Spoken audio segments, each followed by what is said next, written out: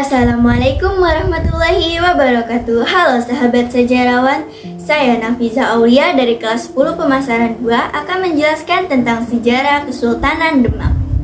Kesultanan Demak merupakan kerajaan Islam Jawa yang berdiri pada perempatan akhir abad ke-15 di Demak. Demak sebelumnya adalah kadipaten dari Kerajaan Majapahit dengan Raden Patah sebagai adipatinya sejak 1478.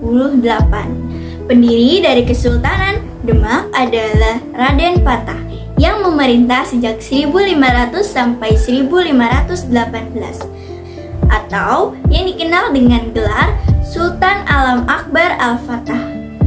Raden Patah sendiri merupakan putra dari Kertabumi atau Brawijaya V dari perkawinannya dengan Putri Campa atau Syubanci. Syubanci sendiri merupakan bibi dari Sunan Ampel. Saat tengah hamil muda, Putri Campa ditentang oleh anggota kerajaan, sehingga Kertabumi memberikannya kepada Arya Damar untuk dijaga. Arya Damar merupakan adipati di Palembang. Putri Campa pun melahirkan putra laki-laki yang diberi nama Raden Patah. Raden Patah menolak untuk menggantikan Arya Damar, ayah tirinya, sebagai adipati di Palembang. Ia lalu diam-diam pergi ke Jawa dan berlabuh di Surabaya. Lalu, ia menjadi santri dari Sunan Ampel. Lalu pada tahun 1475, Raden Patah pindah ke Jawa Tengah dan membuka hutan Gelagahwangi atau hutan Bintara. Ia mendirikan sebuah pondok pesantren atas perintah dari Sunan Ampel dan menjadikannya pusat penyebaran agama Islam. Semakin lama, hutan Gelagahwangi semakin maju. Brawijaya V pun sedikit khawatir jika Raden Patah akan memberontak nantinya. Lalu ia mengirim Raden Kusen untuk menghadap ke Raden Patah. Brawijaya pun terkesan dengan Raden Patah dan mengakuinya sebagai putranya dan mengangkatnya sebagai bupati.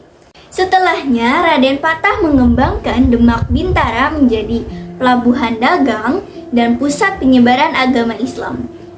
Demak Bintara pun menjadi berkembang pesat. Pun di saat yang sama, Majapahit mengalami pelemahan finansial dan ketahanan negara. Menurut Babat Jawi dan Serat Kanda, Sunan Ampel melarang Raden Patah untuk menyerang Majapahit.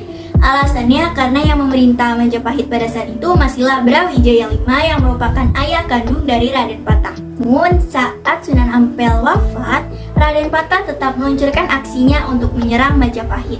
Dengan bantuan 30.000 orang pasukan, Raden Patah mampu membobol pertahanan Majapahit dan Majapahit pun jatuh ke tangan Raden Patah. Pada masa pemerintahannya, Raden Patah membuat atau membangun sebuah masjid yang diberi nama Masjid Agung Demak yang masih berdiri kokoh hingga saat ini. Adipati Yunus. Pati Yunus atau yang bernama asli Raden Abdul Qadir. Pati Yunus dikenal sebagai panglima perang yang gagah berani. Pati Yunus menikah dengan putri Raden Patah. Sejak saat itu, Pati Yunus dipercaya untuk memimpin pasukan dalam invasi ke Malaka dan menjadi sultan kedua dari Kesultanan Demak. Karena keberaniannya, Adipati Yunus mendapat julukan Seberang Lor, yang berarti menyeberang ke utara. Dalam penyerangan terhadap Portugis, pasukan Demak harus mengalami kekalahan yang mengakibatkan terbunuhnya Adipati Yunus. Setelah Adipati Yunus wafat dan tidak memiliki keturunan, maka tahta Kesultanan Demak pun jatuh kepada Sultan Trenggana yang memerintah dari 1521 sampai 1546. Sultan Trenggana merupakan putra dari Raden Patah. Pada pemerintahan Sultan Trenggana, Kesultanan Demak mencapai puncak kejayaannya. Ia juga berjasa dalam penyebaran agama Islam di Jawa Tengah dan Jawa Timur. Ekspansi Demak mencemaskan kerajaan Pajajaran Sunda yang saat itu menguasai pelabuhan penting dan strategis, yaitu Pelabuhan Sunda Kelapa.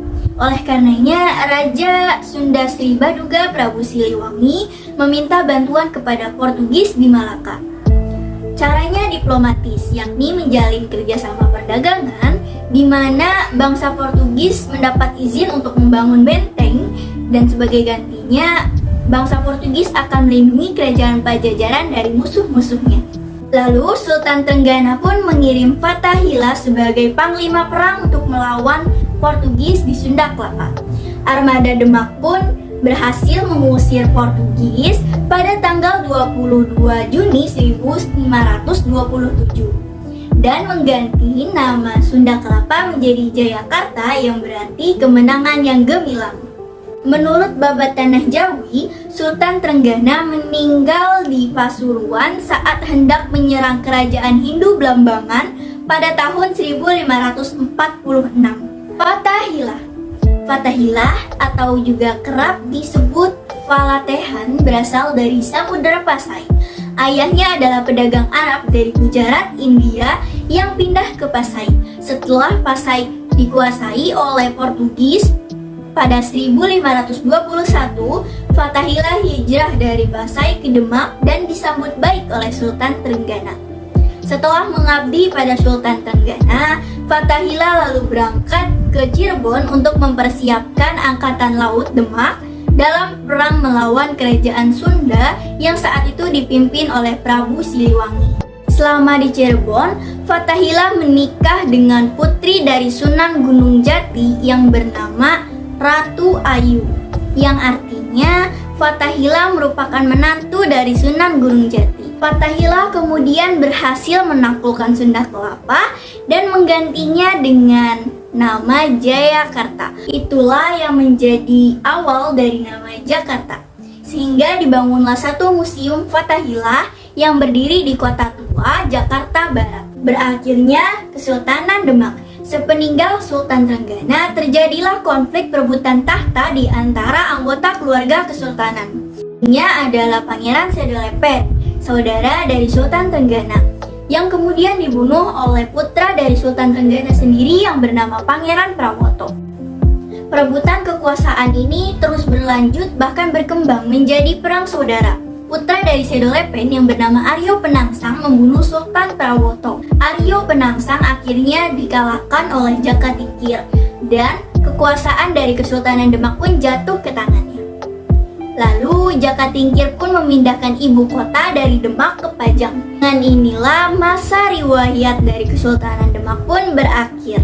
Jadi, sobat sejarawan, kesimpulan dari Kesultanan Demak ini adalah Kesultanan Demak merupakan kesultanan pertama di Jawa, di mana sultan pertamanya adalah Raden Patah yang memerintah dari tahun 1500 sampai 1518. Sultan keduanya adalah Adipati Yunus yang memerintah dari 1518 sampai 1521. Kemudian digantikan oleh Sultan Trenggana yang memerintah dari 1521 sampai 1546. Yang kemudian juga digantikan oleh Sultan Prawoto.